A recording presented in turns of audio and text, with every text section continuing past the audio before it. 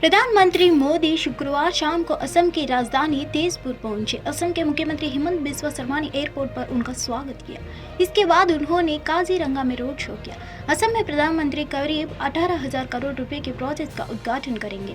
यहाँ वे एक जनसभा को भी संबोधित करेंगे। यह सुरंग अरुणाचल के तवांग को असम के तेजपुर से जोड़ेगी।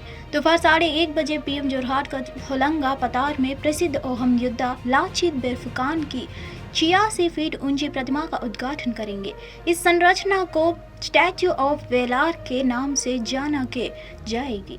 वहीं पीएम के असम पहुंचने पर विभिन्न छात्र संगठनों और राजनीतिक दलों ने सीएए के खिलाफ नंगांव जिले के कलियाबोर में प्रदर्शन किया। यूएएफ, अखिल असम छात्र संघ और 30 अन्य संगठनों ने सीएए के खिलाफ प्रदर्शन करने की पहले घोषणा की थी। मालदीव के पूर्व राष्ट्रपति मोहम्मद नशीद ने मालदीव पर भारत के बहिष्कार के आह्वान के प्रभाव के बारे में महत्वपूर्ण चिंताएं व्यक्त की है। खासकर पर्यटन के संदर्भ में नशीद, जो इस समय भारत में है, ने मालदीव के लोगों के ओर से माफी मांगी और भारतीय पर्यटकों के देश का दौरा जारी रखने की अपनी इच्छा पर जोर दिया। नशीद ने मालदीव पर बहिष्कार के प्रभाव पर प्रकाश डालते हुए कहा, इससे मालदीव पर बहुत प्रभाव पड़ा है और मैं वास्तव में यहाँ भारत में हूँ। मैं इस बारे में बहुत चिंतित हूँ। मैं कहना चाहता हूँ कि मालदीव के लोगों को खेद है। हमें खेद है कि ऐसा हुआ। हम चाहते हैं कि भारतीय लोग अपनी छुट्टियाँ पर मालदीव आए और हमारे अस्तित्व के कोई बदलाव नहीं होगा।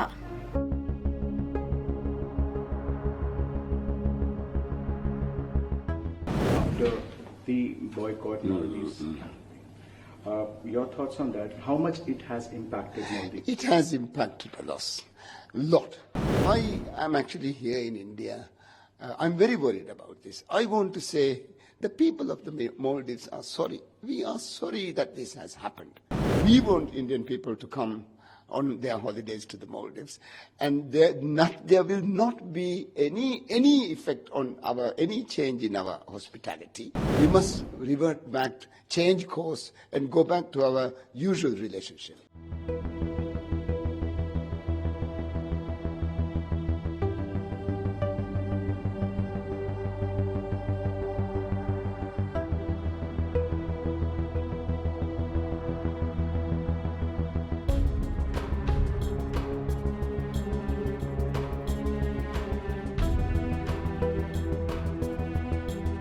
President Nasheed, you were very instrumental in bringing the Indian tourists to Maldives.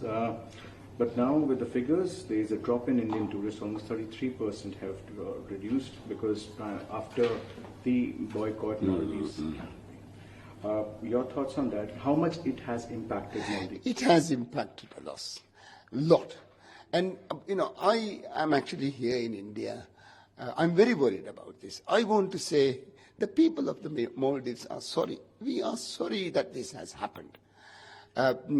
Indian people, we want Indian people to come on their holidays to the Maldives, and there will not be any effect on any change in our hospitality. So it's very unfortunate that our kind of more activist-minded government officials, low-level government officials, decided to articulate in this manner.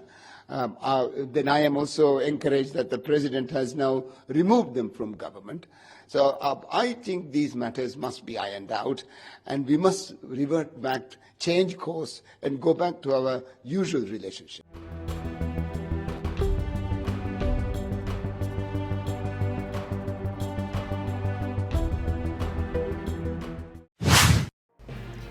विश्व champion मुक्केबाज निखित जरीन ने Paris Olympic 2024 के लिए अपनी योग्यता के बारे में एएनआई के साथ अपने विचार साझा किया। उन्होंने ऐसे प्रतिष्ठित मंच पर प्रतिस्पर्धा करने और भारत के लिए पदक सुरक्षित करने के लक्ष्य के बारे में अपना उत्साह व्यक्त किया। जब जरीन ने ओलंपिक में पदक जीतने को लेकर जनता की उम्मीदों के बारे में पूछा गया तो उन्होंने कहा कि वह उनमें प्रेरणा पाती है और अपने प्रशिक्षण सत्रों के दौरान 200% देकर अपना सर्वश्रेष्ठ प्रयास करने का प्रयास करती है। मैं ओलंपिक में प्रदर्शन करने और भारत के लिए पदक लाने के लिए बहुत उत्साहित हूँ। मैं लोगों के भरोसे और उम्मीदों से प्रेरित होती है जो उन्होंने मुझे दिया है और मैं प्रशिक्षण सत्रों में अपना 200% देती हूँ, निखत जरीन ने कहा है। एक्साइटेड तो मैं बहुत हूँ क्योंकि ये मेरा पहला ओलंपिक रहेगा और जैसे कि मैंने हर इंटरव्यू में कहा है कि मेरा अल्टीमेट ड्रीम है कि मैं ओलंपिक में मेडल जीतूं। तो अभी फाइनली मैं ओलंपिक्स जा रही हूँ तो मैं यही कोशिश करूंगी कि वहां पे जाके अपना 100% दूं और वहां से मेडल के साथ आऊं और अपना देश का नाम रोशन करूं। ऑफकोर्स इस बार ना अगर किसी बॉक्सर, सबसे पहले अगर हम बॉक्सिंग का नाम ले रहे हैं ओलंपिक में लेके, तो एक्सपेक्टेशन के नाम में ना सबसे ऊपर आपका नाम आ रहा है, जिस काइंड ऑफ फॉर्म में आप रही हैं ओवर द इयर्स। तो ये आपके लिए और मोटिवेशन का काम करता है, ये थोड़ा लगता है कि यार ये और प्रेशर बढ़ रहा है, लोग मुझ पे ही क्यों नजर गड़ाए हुए हैं मेडल को लेकर बॉक्सिंग में।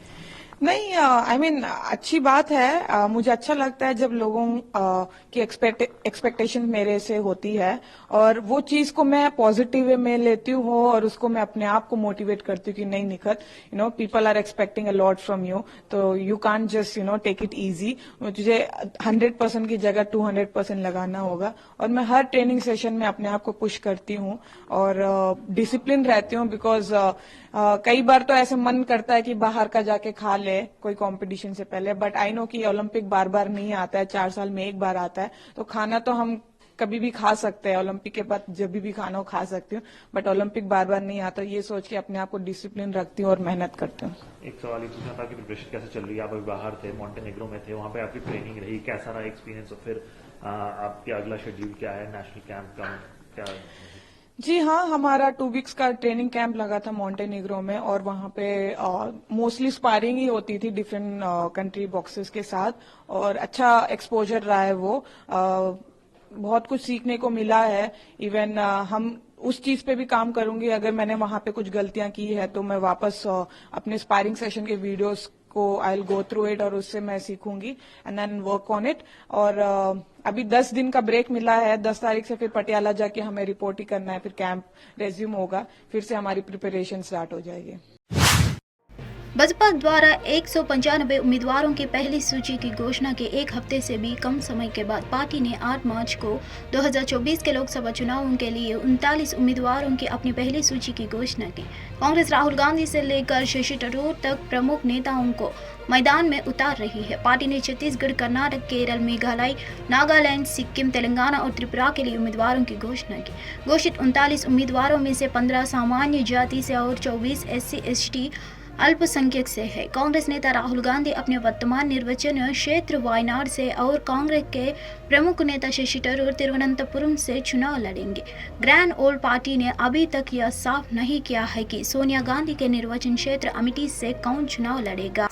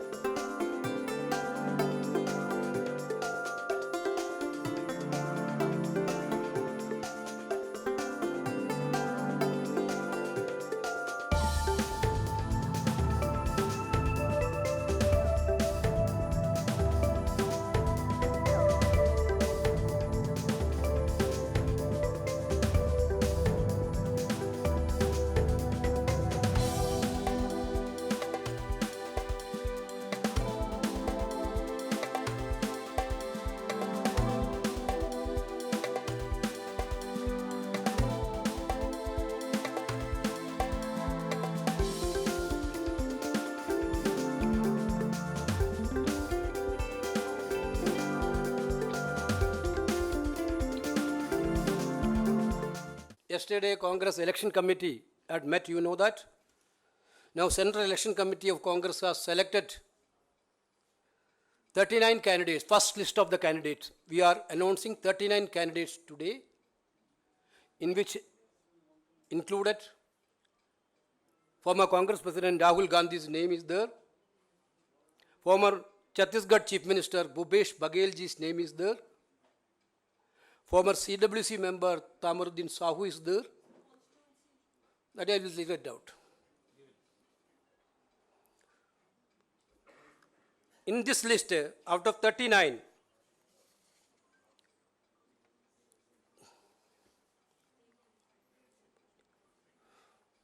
"15 people are from general category and 34 candidates from SC, ST, OBC, minorities. 24. 15 from general category, 24 out of 39 from SC, ST, OBC and minority. 12 people are below 50 years age, under 50 years age. 8 people are between 15 and 60. 61 and 70, 12 people are there. 71 to 76, 7 people are there. This is the age status.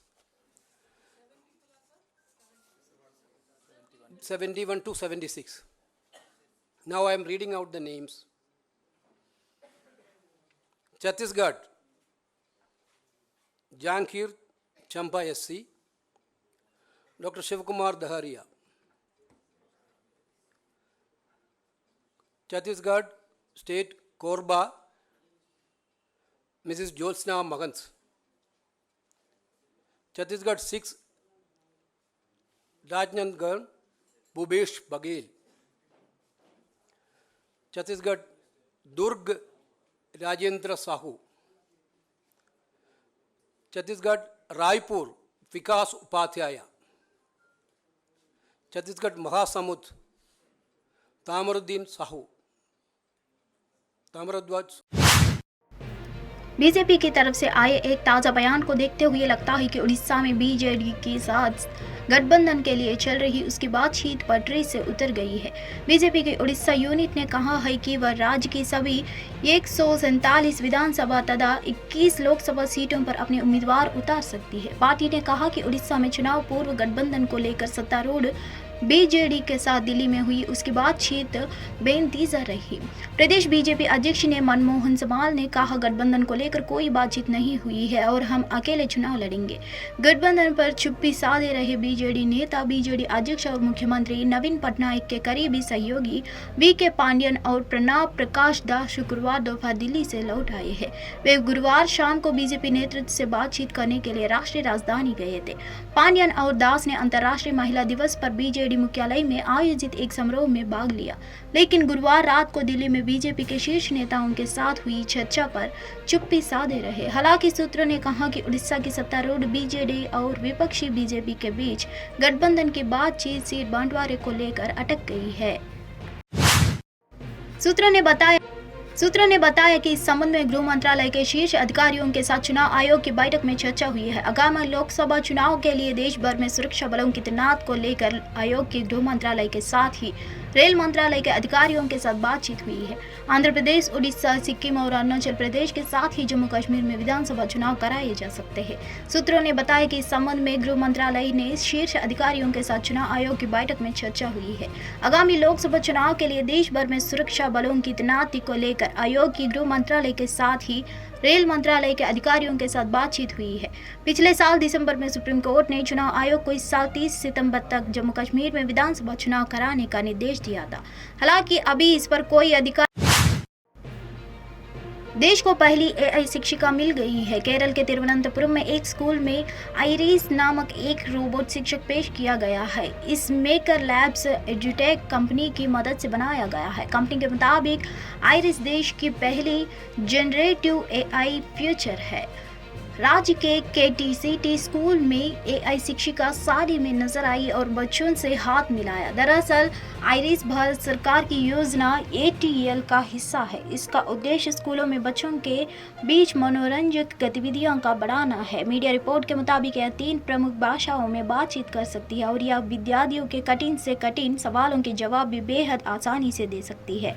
Iris का knowledge based ChatGPT के programming का बनाया गया है। यह अन्य automatic शिक्षण उपकरणों से ज़्यादा व्यापक है। इसमें एक इंटेल प्रोसेसर और एक को प्रोसेसर है जो कई तरह के कमांड को संभालेगा।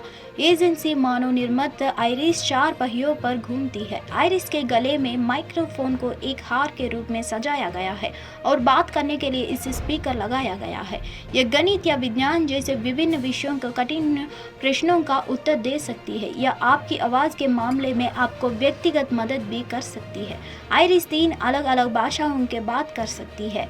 यह AI सिद्धांत के काम करता है। इसमें आवाज़ को टेक्स्ट में और टेक्स्ट के आवाज़ में बदलने की क्षमता है। यह बच्चों को कहानियाँ भी सुना सकती है।